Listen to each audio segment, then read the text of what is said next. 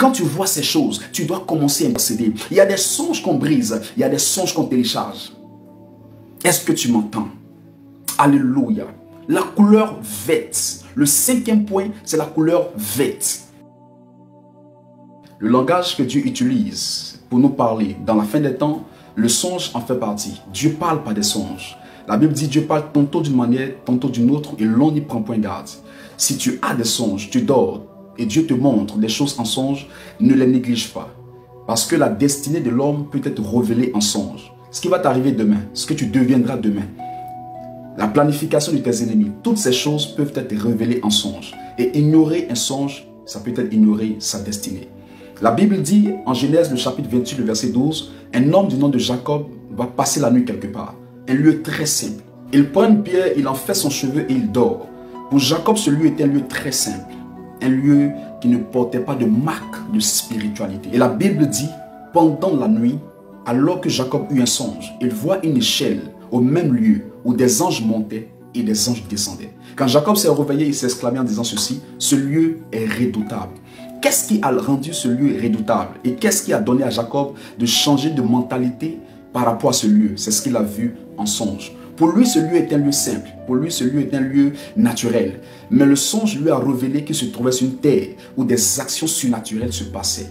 Écoute-moi très bien. Le songe peut te révéler des choses que tu ignores sur des gens, sur des destinées, sur des vies, sur ton entreprise, sur ton futur, sur des personnes avec lesquelles tu évolues et sur des personnes que tu vas rencontrer plus tard. Aujourd'hui, tu es à un niveau de ta vie. Il y a des personnes que tu ne connais pas encore, mais en songe, Dieu peut te les révéler. Dieu peut te révéler des rencontres, des partenaires, des gens avec lesquels tu vas fonctionner demain. Et la révélation de ces choses dans ce présent va te donner une bonne disposition dans le futur.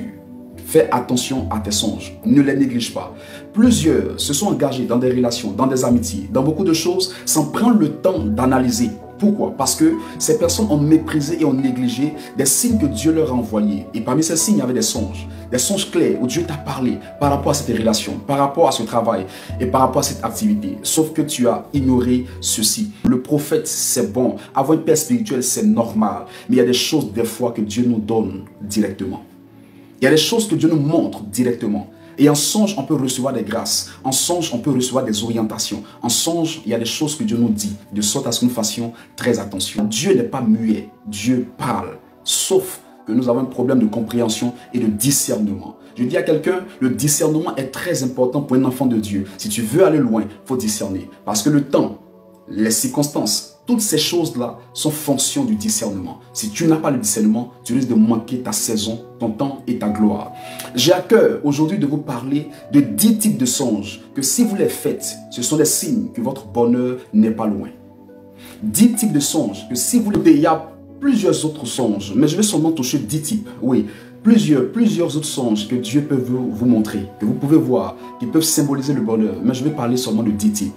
Maintenant, je vais donner une précision. En donnant ces songes, je ne suis pas en train de dire en voyant textuellement ce songe, c'est automatiquement cette signification. Parce qu'un élément dans un songe peut avoir plusieurs significations en fonction du songe global. Je m'explique. Voir un vélo dans un songe a plusieurs significations.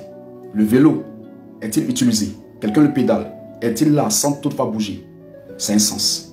Avoir une voiture, comment la voiture se trouve, la carrosserie, le moteur, tout ceci a un sens. Mais ce que je vais dire, je vais le prendre de façon générale. Je vais prendre dans l'aspect général. Je le dis parce qu'il y a plusieurs qui sont prompts à juger sans prendre le temps de discerner et d'écouter. Donc les songes que je vais partager avec vous, je vais toucher le point général. Discerner un songe, il y a plusieurs éléments à prendre en compte. L'acteur, le lieu, les couleurs et beaucoup d'autres choses. Oui, les goûts, la nationalité, plein de choses en fait. Voilà, la culture pour pouvoir discerner un songe. Et dans toutes ces choses, dans tous les cas, c'est le Saint-Esprit qui se révèle à nous et qui nous donne de discerner. Maintenant, 10 types de songes. Si vous les faites, waouh, vous êtes dans une bonne saison. Le premier type de songe, c'est le fait de voir des arbres fruitiers ou de voir des fruits. Plusieurs personnes font des songes, se retrouvent au milieu des arbres fruitiers. Tu es là et tu vois des fruits ou tu vois des arbres fruitiers autour de toi. Voir d'abord des fruits est un signe d'abondance. Oui, le bonheur, mais beaucoup plus l'abondance. Parce qu'en fait, aucun arbre fruitier ne porte en son sein qu'un seul fruit. Lorsqu'un arbre porte des fruits, l'arbre portera plus d'un fruit, plusieurs fruits forcément. Donc c'est un signe d'abondance, c'est un signe de multiplication. Écoutez, quand vous voyez des arbres fruitiers autour de vous, ou des fruits autour de vous, vous êtes dans le bonheur. Vous êtes dans une bonne saison, mais une saison également de multiplication, d'abondance. Est-ce que quelqu'un me comprend? Si tu vois des fruits, tu vois plusieurs fruits.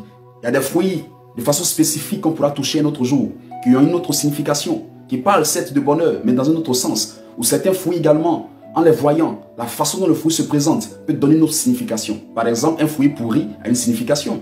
Un fruit qui n'est pas totalement mûr a une signification.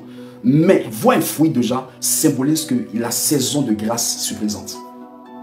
La saison de bonheur se présente.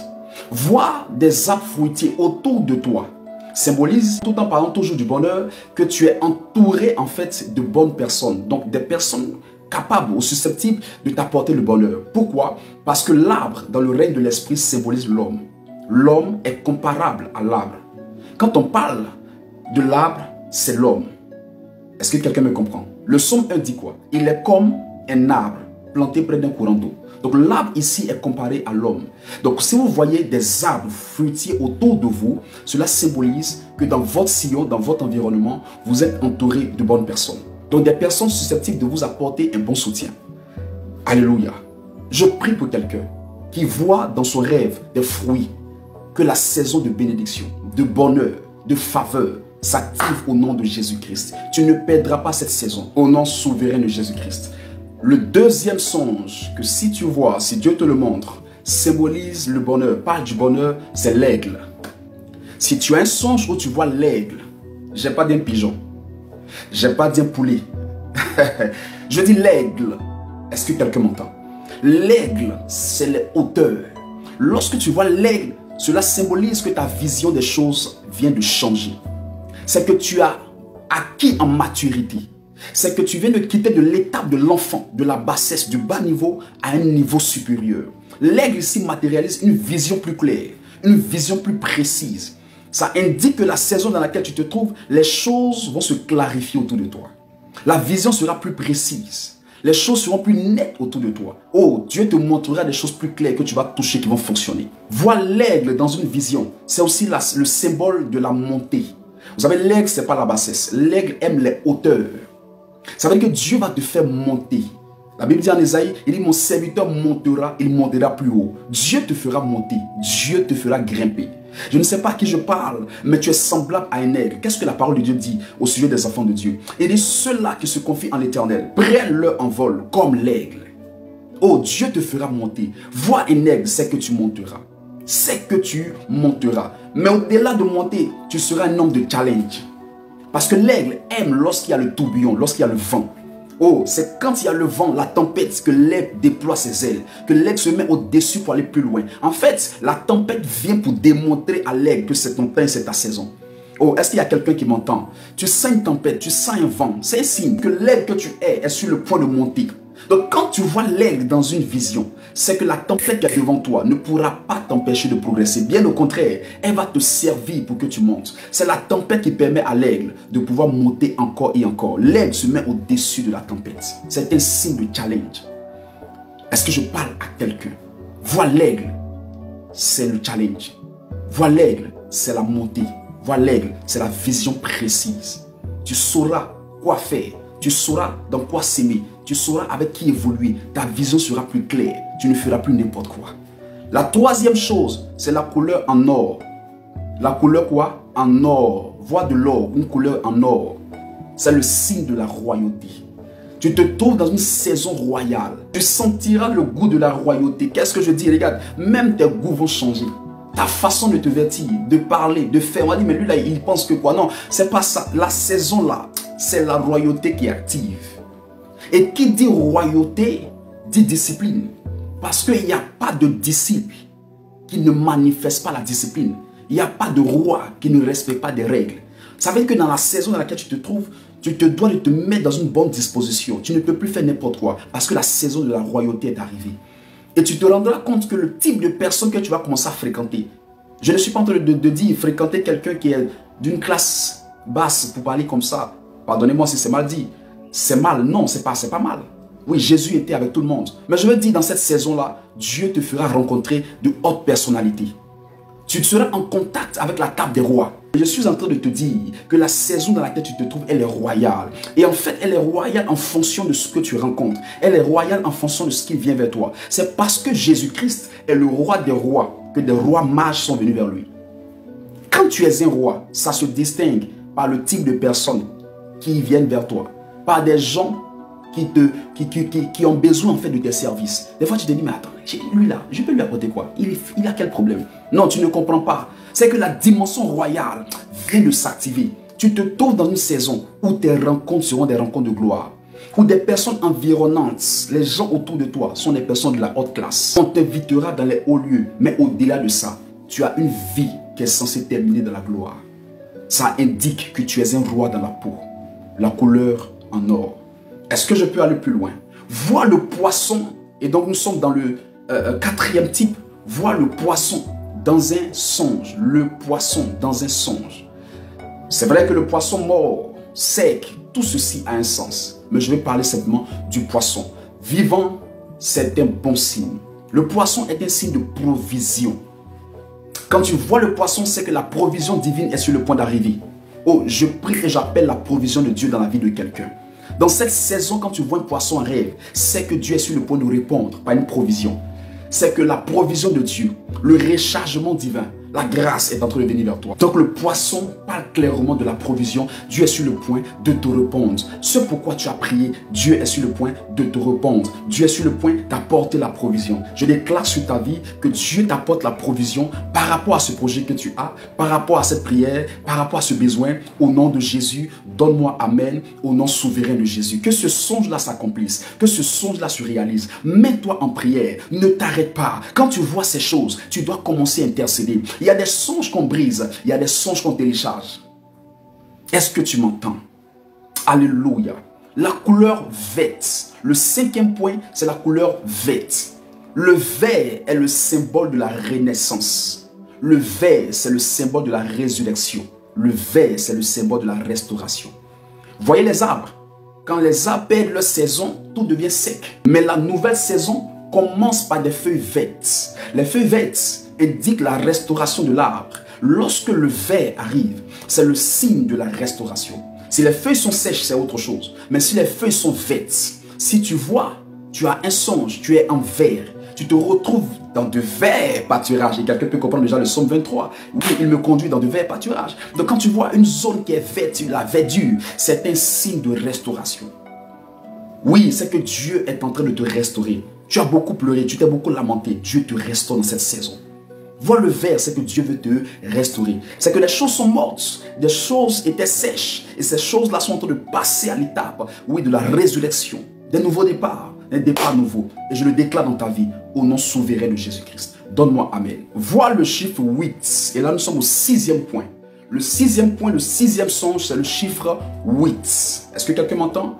Vois le chiffre 8, ça a son sens. Le chiffre 8 déjà peut marquer l'alliance. On peut parler d'alliance. Mais regardez comment le chiffre 8 se forme. Il prend d'ici et il revient au point de départ. C'est un nouveau départ. Ça indique que tu te trouves dans une saison de nouveau départ. De nouvelles choses vont commencer dans ta vie. Le Dieu de l'alliance va intervenir, va étendre sa main, va manifester sa grâce. Et un nouveau départ est actif dans ta vie. Si tu as vu 8, tu es dans une nouvelle alliance. Tu as vu 8, quelque chose de nouveau est sur le point de commencer dans ta vie.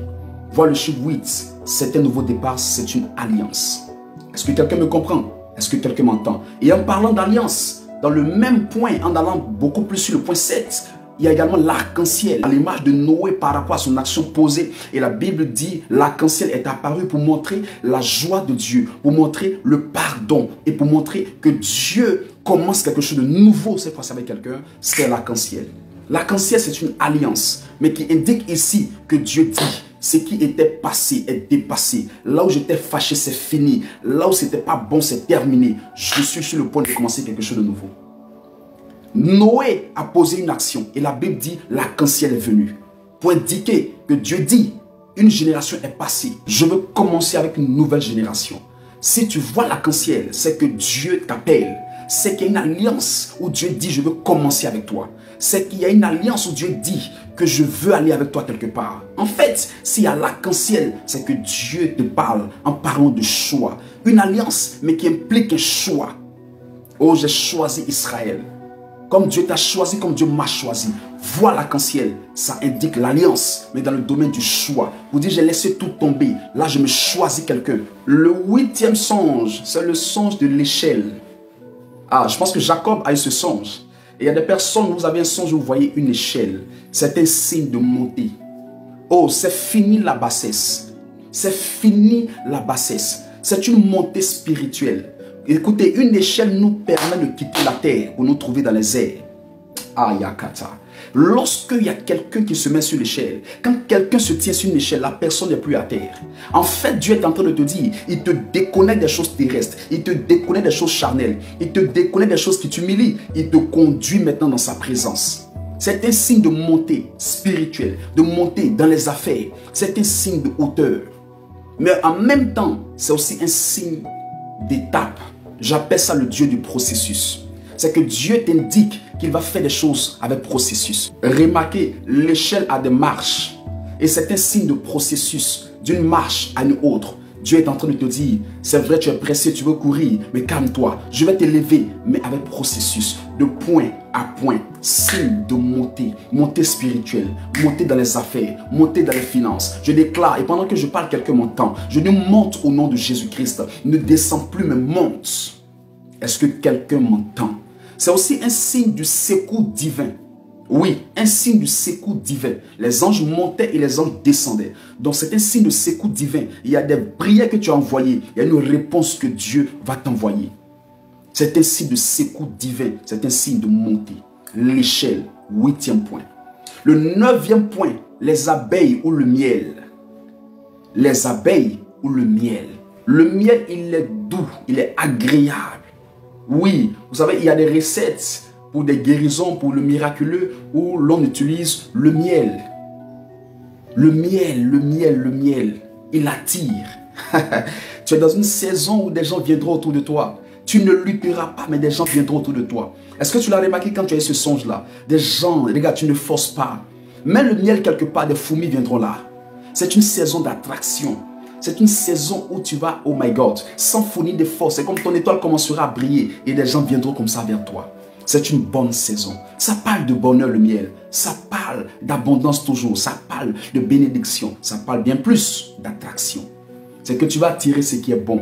Oh, je ne dis pas que tu vas attirer n'importe quel bandit, faux type. Non, je dis que tu vas attirer ce qui est agréable au nom de Jésus-Christ. Maintenant, regarde, si ce n'est pas le miel, que c'est l'abeille, dans tous les cas, c'est l'abeille qui produit le miel. Ça veut dire quoi? C'est que tu vas faire des rencontres, en premier lieu, où tu auras l'impression d'être en face de quelqu'un qui ne te correspond pas. Mais à la fin, tu tireras un bon profit. Alors tu ne me comprends pas. Si tu vois l'abeille, tu vas vouloir fuir, sauf que l'abeille produit le miel. Ça veut dire que dans la saison, tu vas rencontrer quelqu'un, au début, il aura l'apparence de l'abeille. Il va vouloir te faire fuir. Sa façon de faire, tu vas dire, ça, moi, ça ne me correspond pas. Il est tout, il est tout, il est tout, il est tout. Non, il est venu avec le miel. Calme-toi. Il y a le miel autour de toi. Ou soit tu seras toi-même cette personne, comme l'abeille. Quand les gens vont te voir, ils ne vont pas te comprendre. Ils penseront que tu es une mauvaise personne. Mais s'ils t'approchaient, ils sauraient que tu es capable de produire le miel. Est-ce que tu m'entends?